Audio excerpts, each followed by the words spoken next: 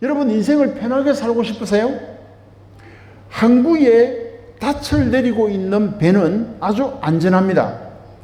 그러나 항구에 닻만 내리고 있는 배는 배로서의 기능을 상실한 겁니다. 사람들은 내가 가지고 있는 것이 무엇인지를 잘 몰라요. 내가 해피하다고 하는 것은 아무런 걱정이 없고 아무런 어려움이 없이 그냥 살아가는 것이 편안한 것으로 생각을 합니다. 여러분, 배가 항구에 계속 정박만 하고 그 자리에 있기만 한다면 그 배가 무슨 의미가 있습니까? 배로서는 아무 기능이 없는 거예요. 배라고 하는 것은 바다로 나가야 됩니다. 바다로 나가서 험한 파도와 싸워야 되고, 그러는 과정 가운데서 고기도 잡게 되어지고 항해도 즐기게 되어지고, 배를 타고 나가는 사람이 광풍이 두렵고 비바람이 무서워서 배를 타고 바다로 못 나간다고 한다면 그 배가 있을 이유가 뭐가 있습니까? 다시 말해서 자기 십자가가 우리에게는 있습니다. 내가 지고 가야 될 십자가가 있습니다. 그것을 두려워하면 안 되는 겁니다. 예수님이 우리에게 주신 인생의 목적을 향하여서 날마다 배우면서 자기 십자가를 지고 우리는 주님을 따라서 가는 존재가 되어야 하는 것입니다. 그래야 참 예수 믿는 사람으로서 살아갈 수가 있는 것입니다.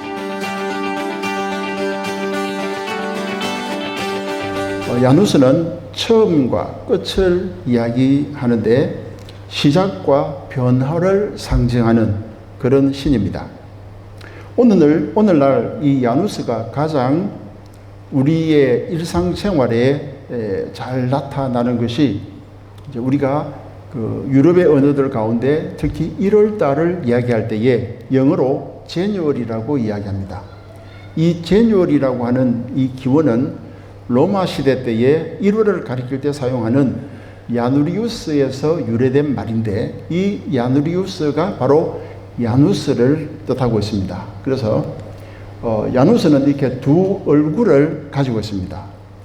다시 말해서 12월 달을 돌이켜보면서 다시 1월 달을 맞이하는, 그러니까 얼굴이 두 개다, 머리가 두 개다. 한쪽은 지나간 것을 바라보고 한쪽은 다시 오는 것을 바라보는 것을 이야기할 때에 우리가 야누리우스, 다시 말해서 제뉴얼이라고 이야기를 합니다. 그리고 이와 비슷한 이야기가 뭐냐면은 우리가 잘 아는 동전의 양면입니다.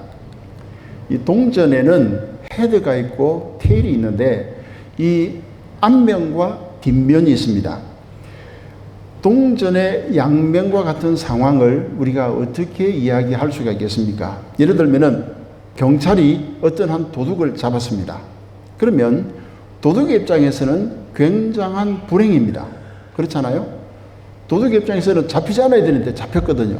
그런데 반면에 우리 선한 시민들의 입장에서 볼 때는 그 도둑이 잡힘으로써 경찰력을 발동할 수가 있었고 또 우리가 편안하게 살아갈 수 있다는 그런 이유들 때문에 시민 입장에서는 굉장히 잘된 일입니다. 그래서 이것을 우리가 동전의 양면이라 이렇게 이야기를 합니다. 우리가 축구를 할 때도 보면은 주심이 이제 양팀 선수를 불러놓고 동전을 던져서 이제 이야기를 하죠.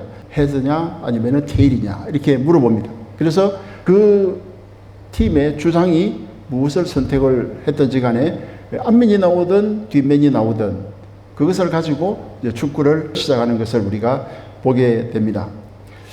이런 면에서 저는 성경이 여러분들을 하나님의 자녀로 만들기 위해서 성경에 기록된 이 저자들이 얼마나 세심하게 고민하고 연구하고 이 스토리들을 잘 배치를 했는지 저는 읽으면 읽을수록 감동적입니다.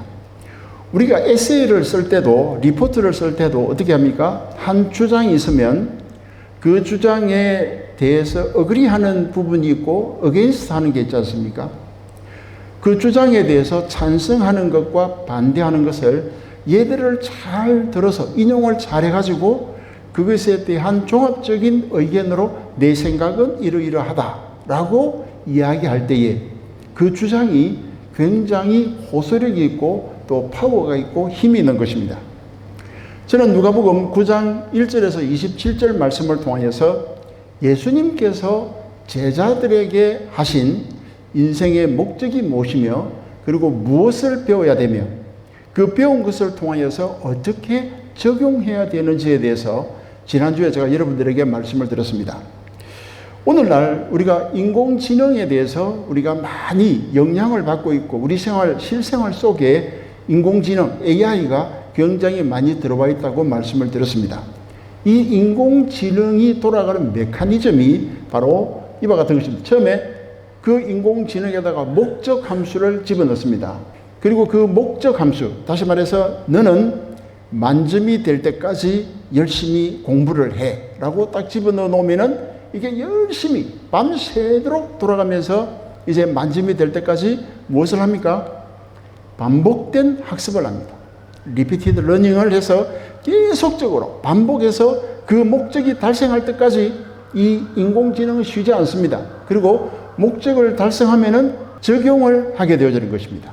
우리의 실제 생활이나 또 우리의 삶에 유익이 되는 방향으로 우리가 인공지능, AI를 사용을 하게 되는 것입니다.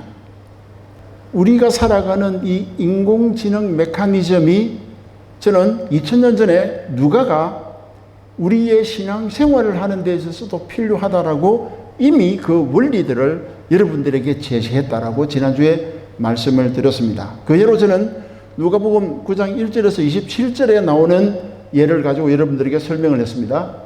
처음으로 9장 1절에서 6절에 보면은 예수님의 12제자들이 전도 여행을 가는 장면이 나옵니다. 우리가 여행을 한다 할 때에 그 여행은 목적을 가져야 됩니다. 목적 없는 여행은 시간 낭비일 뿐이고 돈 낭비일 뿐입니다. 에너지를 낭비하는 것밖에 되지 않습니다. 그렇기 때문에 우리는 어떤 여행을 한다 할 때에 한 목적을 가지고 우리가 분명히 해야 된다는 것이죠. 그런 측면에서 우리가 인생을 살아가는 것도 목적을 가지고 살아야 한다라고 제가 말씀을 드렸습니다. 그리고 10절에서 17절에는 오병이어 물고기 2마리와 떡 5개로 5,000명을 먹이고 12광주리를 남긴 사건을 통하여서 역사를 통해서 배워야 한다. 그 역사는 뭡니까?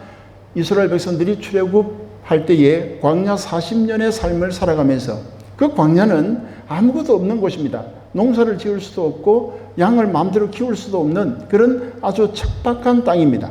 풀도 없는 그런 곳이에요.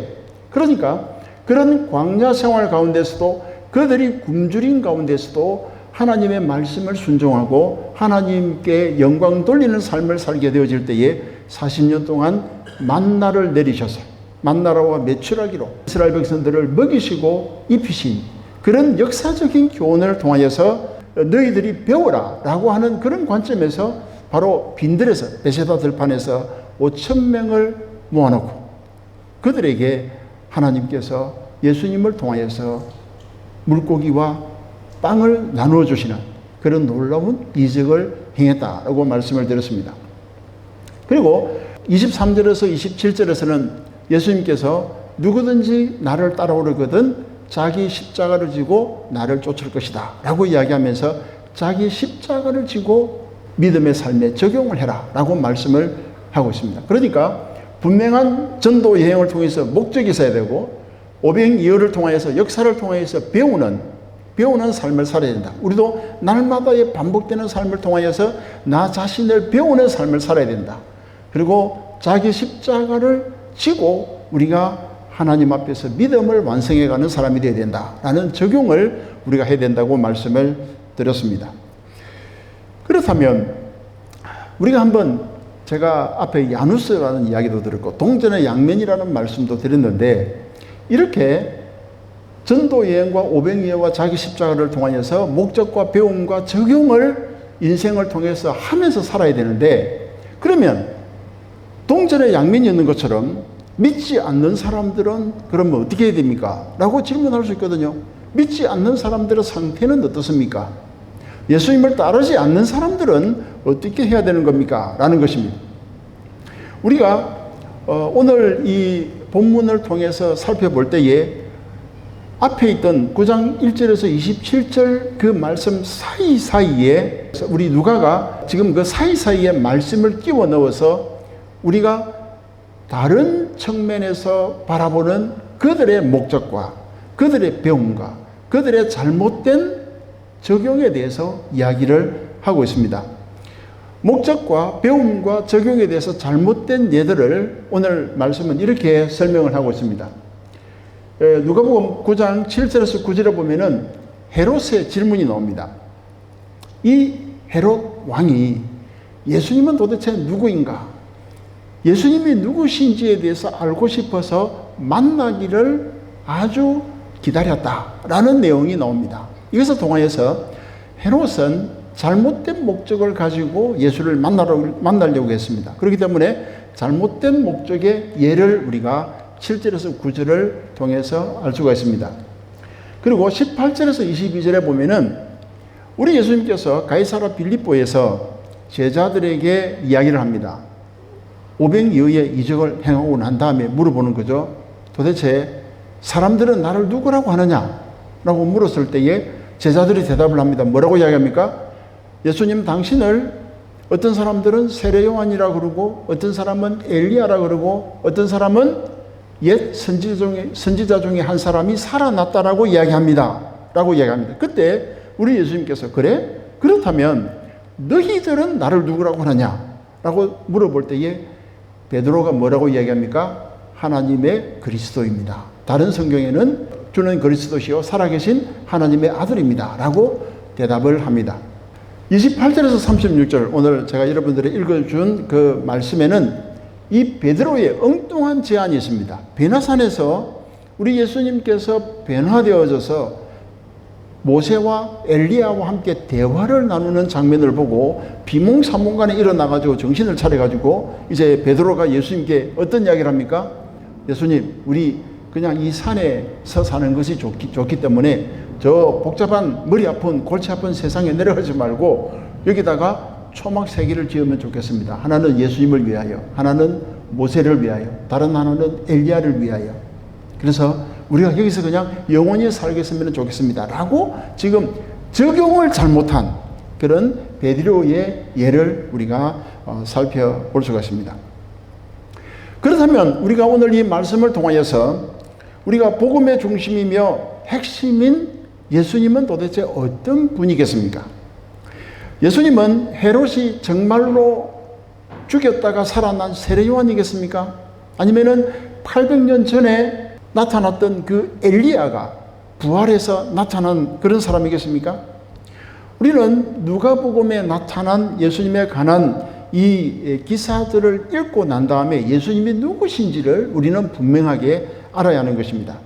먼저 헤롯의 잘못된 질문과 잘못된 목적에 대해서 우리가 한번 살펴보도록 하겠습니다. 9절 한번 읽어보겠습니다. 9절 시작. 헤롯이 이르되 요한은 내가 목을 베었거늘 이제 이런 일이 들리니 이 사람이 누군가 하며 그를 보고자 하더라. 헤롯 왕은 세례 요한을 죽였습니다. 그런데 세월이 지나가지고 갑자기 요한보다도 더 능력이 있는 사람이 나타났다라는 이야기를 듣게 되어졌습니다. 헤롯 왕은 이 소문을 듣고 굉장히 당황했습니다. 그리고는 예수님을 직접 보고 싶어 했습니다. 그래서 9절 말씀에 보면은 그를 보고자 하더라.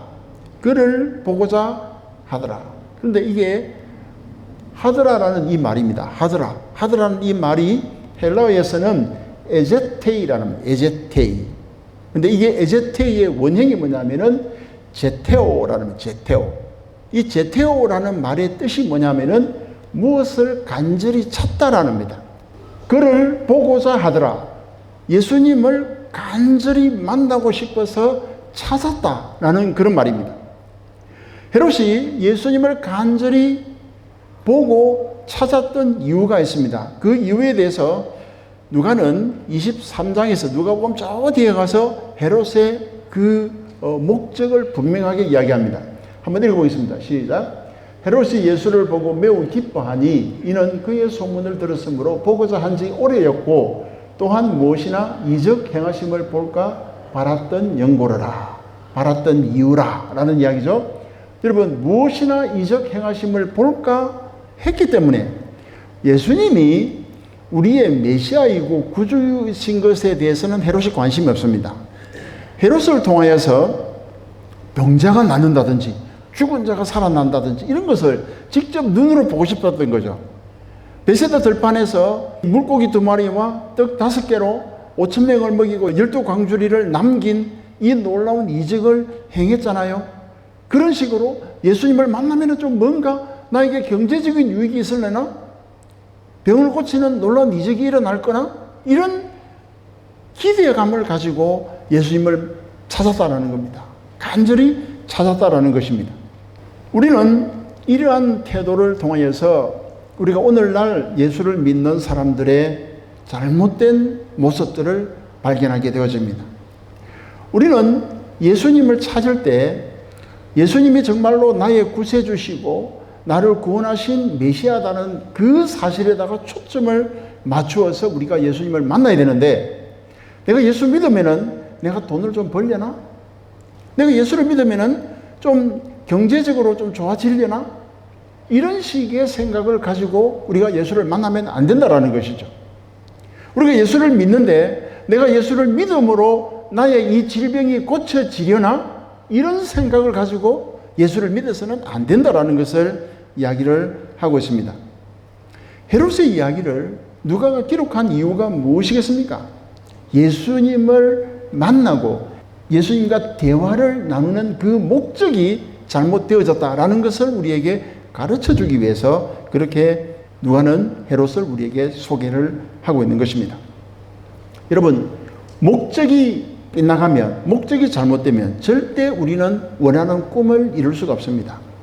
우리가 꿈을 꾸고 우리가 소망을 가지고 우리가 인생을 살아가지만 내 목적이 올바른 목적이 아니고 삐뚤어진 목적이 되어지면은 우리는 그 목적을 내 인생에서 그 꿈을 이룰 수가 없게 되어지는 것입니다. 세상 사람들은 예수는 누구신가에 대해서 알기를 원합니다. 사람들은 교회에 다니는 여러분들을 매우 궁금해합니다. 아니, 저 사람들은 오늘같이 이렇게 좋은 날, 뭐 때문에 교회 가는 거지? 도무지 이해할 수가 없어. 그들이 믿고 있는 예수가 누구인지 정말로 나는 궁금하단 말이야. 이 길거리에 다니는 사람들 예수님에 대해서 관심이 없을 것 같아요, 여러분? 깊이 있게 그들과 이야기해보면 결국은 예수님에 대한 관심이 모두 있습니다. 그들에게 우리가 무엇을 해야 됩니까? 그들에게 우리는 예수님은 이런 분이시다 라고 증거할 수 있는 그런 답을 우리는 가지고 있어야 된다는 것입니다. 두 번째는 사람들의 생각입니다. 사람들의 생각. 우리 예수님께서 가이사라 빌립보에서 제자들에게 물어봅니다. 사람들이 도대체 나를 누구라고 그러느냐? 그러니까 어떤 사람은 세례 요한이라고 그러고 어떤 사람은 엘리야라고 그럽니다. 어떤 사람은 옛 선지자 중에 한 사람이 살아났다고 이야기를 합니다. 라고 이야기합니다. 우리 예수님께서는 제자들에게 이렇게 이야기하죠. 자, 한번 읽어보겠습니다. 예수께서 따로 기도하실 때에 제자들이 주와 함께 있더니 물어 이르시되 무리가 나를 누구라고 하느냐? 대답하여 이르되 세례 요한이라고 들으는 엘리야라 들으는 옛 선지자 중에 한 사람이 살아났다 하나이다. 그렇다면 여러분, 세례 요한은 누굽니까? 세례 요한. 세례 요한은 요한의 부모는 임신이 불가능한 부부였습니다. 요한은 육신적으로는 아주 경건한 제사장 가문에서 태어났습니다. 아이를 갖지 못하는 절망 가운데서 그 절망을 뛰어넘어서 하나님께서 초월적인 능력으로 이 세상에 태어나게 한 아들이 누구냐면은 세례 요한이었습니다. 특히 세례 요한은 메시아가 오시는 것을 그 길을 준비한 사람으로서 자기 자신의 사명을 분명히 했습니다. 예수님의 오시는 길을, 메시아가 오시는 그 길을 닦는 사람으로서 이 세상에 회개를 선포했고 많은 사람들에게 하나님께로 돌아오라고 강력한 메시지를 남겼던 사람입니다. 그렇기 때문에 헤롯이 아주 나쁜 짓을 했지 않습니까? 그 많은 나쁜 일들 가운데 가장 나쁜 일을 성경은 뭐라고 지적합니까? 헤롯이 자기 동생의 아내 헤로디아를 빼앗은 거죠. 그래서 자기 동생의 아내와 결혼해서 살게 되는 것을 보고 세례 요한이 너 이 나쁜 놈아 회개해라, 너 잘못된 거야 라고 이야기하니까 이 이야기를 들은 헤롯의 아내 헤로디아가 열받아가지고 세례 요한을 그냥 죽여버리지 않습니까? 세례 요한은 이런 관점에서 볼 때에 죽음도 두려워하지 아니하고 올바른 메시지를 선포한 사람이다. 그러면 엘리야는 어떤 사람입니까? 엘리야는 우리가 구약에서 북이스라엘의 왕들 가운데 가장 사악한 왕이 누구냐면 아합 왕입니다. 아합 왕이 하나님의 백성이잖아요. 아합 왕이 누구와 결혼합니까? 페니키아 공주 이세벨과 결혼을 합니다. 이 이세벨은 북이스라엘에 무엇을 가지고 들어옵니까? 이방 우상을 가지고 들어옵니다. 바알과 아세라 우상을 가지고 옵니다. 그리고는 갈멜산에서 엘리야와 이 850명의 이방 선지자들이 이제 대기를 하는 그런 장면에서 클라이막스를 이룹니다. 우리 한번 읽어보겠습니다. 열왕기상 18장 19절 시작. 그런즉 사람을 보내 온 이스라엘과 이세벨의 상에서 먹는 바알의 선지자 450명과 아시라의 선지자 400명을 갈멜산으로 모아 내게로 나오게 하소서. 바알 선지자 450명, 아세라 선지자 400명. 그래서 850대 1로 갈멜산에서 영적인 전쟁을 했던 사람이 바로 엘리야입니다. 그때 당시에 북이스라엘의 종교의 대세는 바알신과 아세라신이었습니다.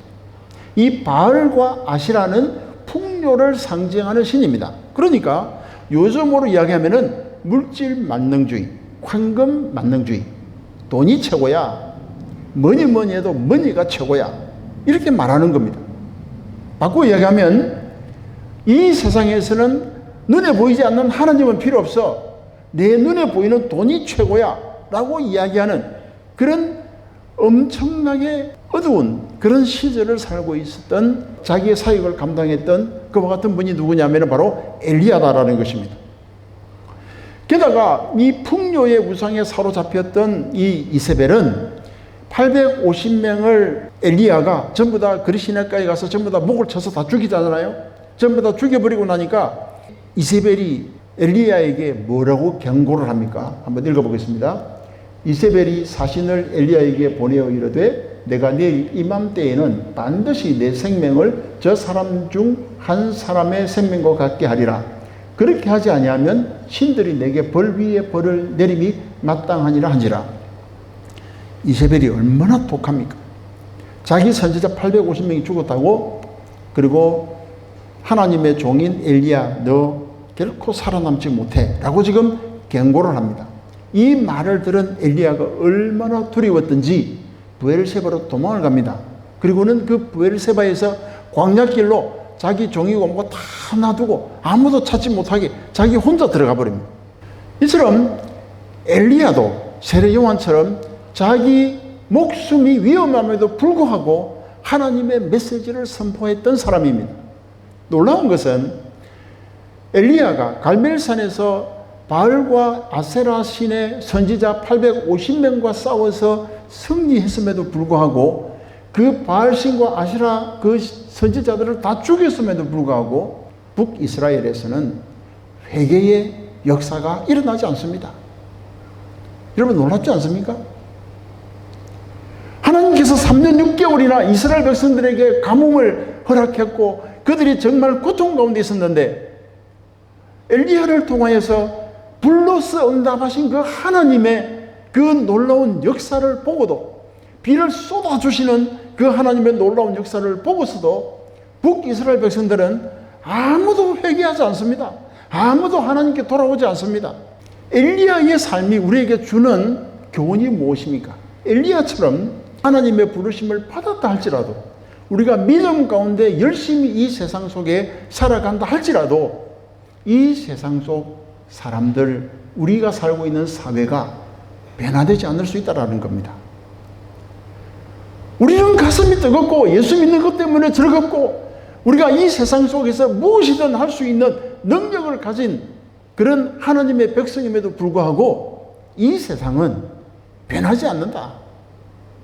이 세상은 더 악해져 갈 수 있다라는 것을 엘리야의 삶을 통해서 우리에게 보여주는 것입니다. 그래서 우리 예수님께서 지금 질문합니다. 예수께서 따로 기도하실 때에 제자들이 주와 함께 있더니 물어 이르시되 무리가 나를 누구라고 하느냐? 그러니까 뭐라고 대답을 합니까? 우리 예수님에 대해서 예수님은 세례 요한이라고도 이야기합니다. 또는 엘리야이라고도 이야기합니다. 혹은 옛 선지자 중에 한 사람이 살아났다라고 이야기합니다. 라고 이야기하니까 우리 예수님께서 뭐라고 이야기합니까? 20절 한번 읽어보겠습니다. 시작. 예수께서 이르시되 너희는 나를 누구라고 하느냐? 베드로가 대답하여 이르되 하나님의 그리스도시니이다 하니, 베드로가 이때 제자들을 대표해서 고백을 합니다. 하나님의 그리스도이십니다. 다른 성경에는 주는 그리스도시요 하나님의 아들입니다 라고 고백을 합니다. 그리스도라고 하는 이 말은 기름 부음을 받은 자라는 뜻입니다. 다시 말해서 당신은 우리의 메시아입니다. 구원자입니다 라고 이야기를 합니다. 그리고 이제 이 고백을 듣고 난 다음에 한 8일쯤 지나서 우리 예수님께서는 변화산에 올라갑니다. 변화산에 올라가서 기도를 하러 갑니다.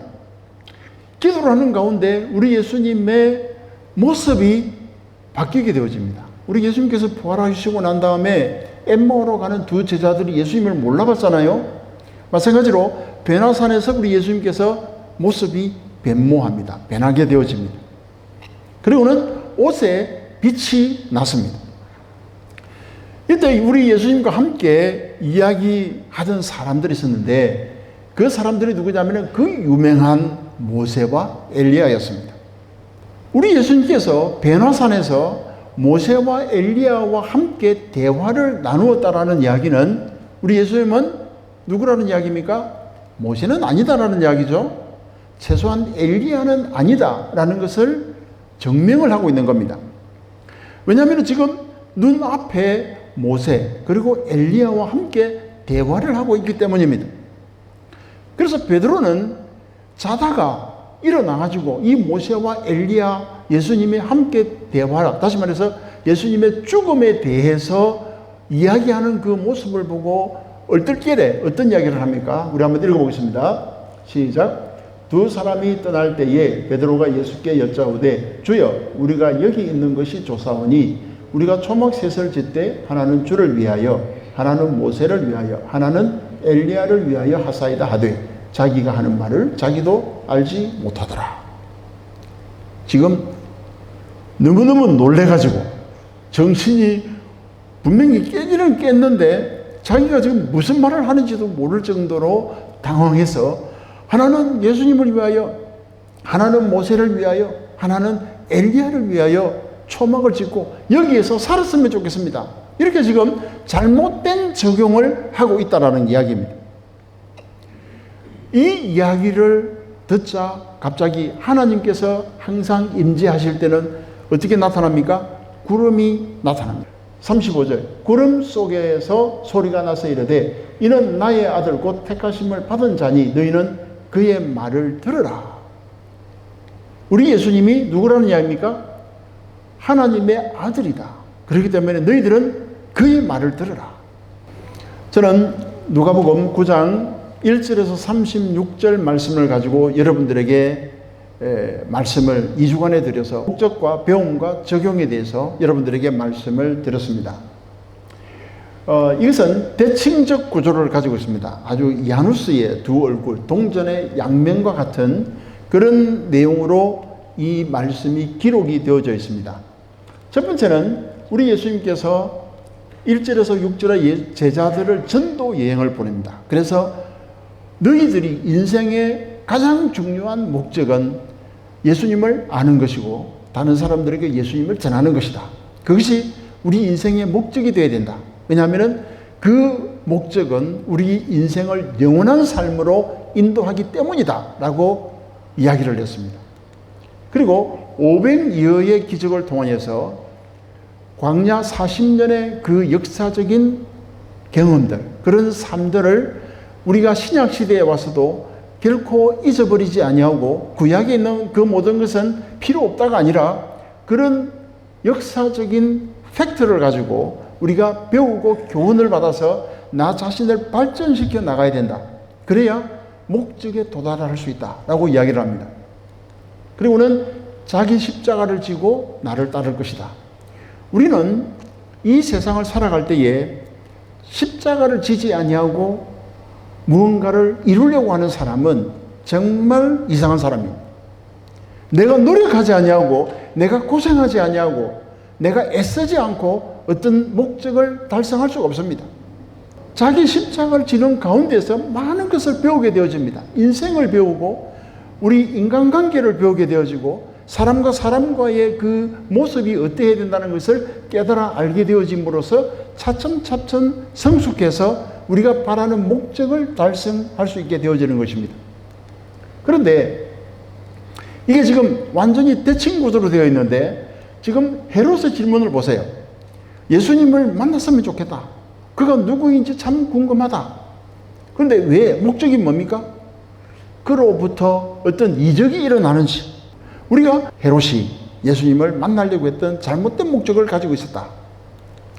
그리고 사람들의 생각이 뭡니까? 사람들의 생각은 예수님을 역사를 통해서 배워야 되는데 세례 요한이나 엘리야나 혹은 옛 선지자 중에 한 사람으로 생각을 했다라는 이야기죠.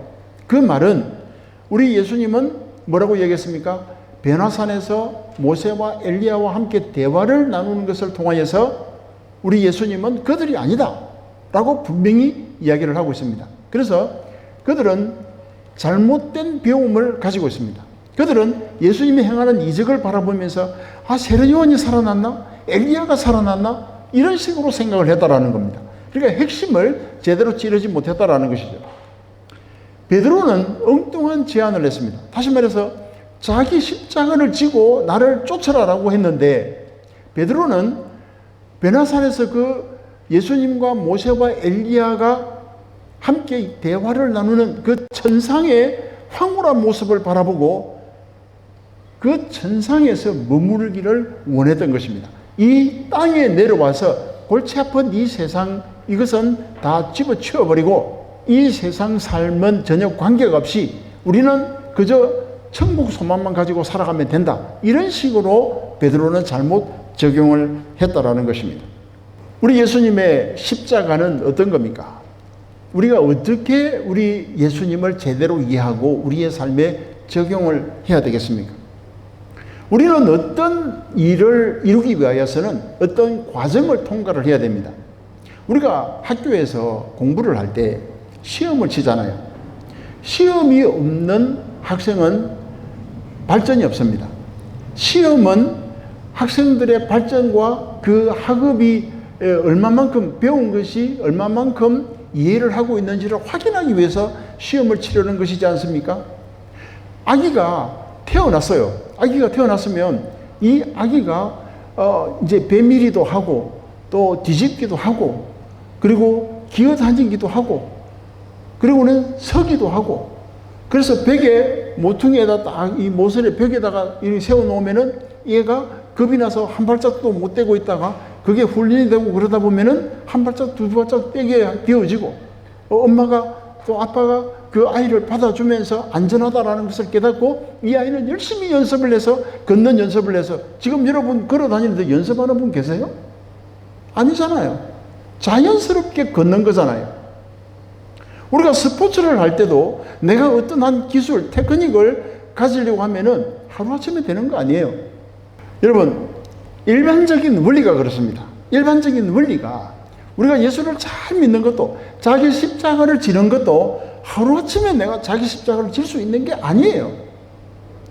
어떻게 내 마음대로 내 십자가를 지고 예수님을 따라갈 수 있습니까?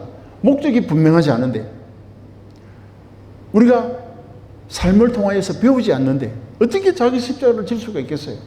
매일매일 실패하면서 배워나가는 거예요. 우리 인생을 살아가는 데 있어가지고 인생은 고수가 있고 하수가 있습니다. 고수가 뭡니까? 어퍼클래스죠. 어퍼클래스.